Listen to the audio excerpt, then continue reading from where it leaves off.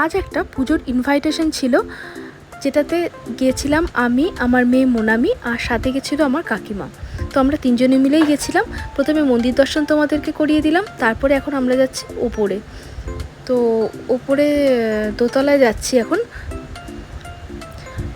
আর দোতলায় গিয়ে আমরা প্রথমে কিছুক্ষণ গল্পগুজব করলাম, তোমাদেরকে একটু ঘুরিয়ে দেখালাম। তারপরে ওদের খাওয়া দাওয়া হচ্ছিলো টেরেসে, তো টেরেসে চলে গিয়েছিলাম খাওয়া দাওয়া করার জন্য।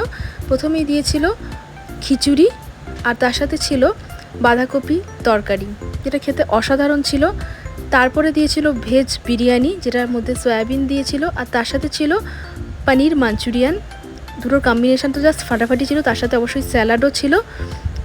আর এটা কমপ্লিট করতে না করতেই শেষ পাতে চলে আসলো চাটনি, আর তার সাথে পাঁপড় ভাজা।